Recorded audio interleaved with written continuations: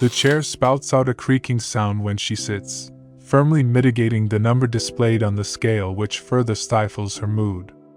Her husband reaches out to smear her tears, then soothe her tender heart, and the gesture draws her to an easing realm she is accustomed to. The yawning door latches their eyes and gulps in the doctor. Her chest thumps more swiftly than a mouse and flea of a cat. The carrier of firm truths has arrived. He is a bogey to the sick and a taunting presence to their situations. His eyes are tense, as if he withholds information that could end a civilization. Her defense mechanisms kick in. She braces herself to cast off every word he spills. "Morning, Bonny, back so soon? How you doing?" "Not so good, Doc." "Why is that?"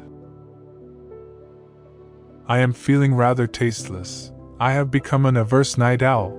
My knees are always aching and I am forever out of breath doing minimal activity. I hope you can help find the cause."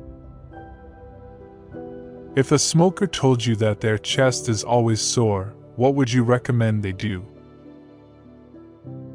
Quit smoking, obviously. Correct. I told you countless times, your health issues are caused by your excess weight. I can't stress that enough. Doctor, please. Stop attributing my problems to my weight. Denial won't change facts. The truth is unbearable yet freeing. Are you finally going to bear it and change course? Start the family you always wanted. I've seen fat people get pregnant. My weight is not a problem. You do your due diligence and prescribe medicine to cure me. The cure you seek is within. Listen to your conscience, and it will harness peace. The so-called fat advocacy cult you represent is exploiting young girls for benefit and encourages self-harm. If you wish to free yourself, then you ought to embark on a difficult journey. But no, you choose to tangle yourself in a web of lies and misery. You constantly visit in search of medical advice, then cull everything I tell you. If my instructions are valueless to you, then I suggest you seek advice from somewhere else. As a matter of fact, I will. Goodbye, Bonny.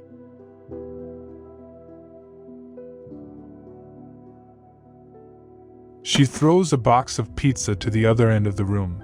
It tumbles on a pile of others that have now molded into a mountain of trash. The past month has brought difficulties that she brazenly evades, and perpetual eating has been her source of comfort since the last visit to the doctor. His words still dawdle in her mind. She cogently pushes them to the distant end of her head and stores them in a bubble of thoughts she yearns to forget. She turns to see the scale lying on the corner of the room. Her face squints as it is a reminder of her pending dilemma. She attempts to ignore it, but her head repetitively turns to face it, as though she is possessed by an external essence.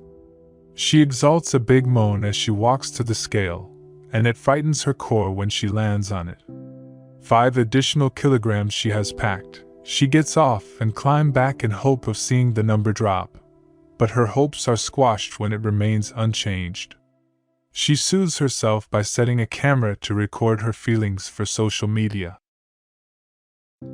Hey friends. I hope you are marvelous and your mood is infectious because I need to be boosted.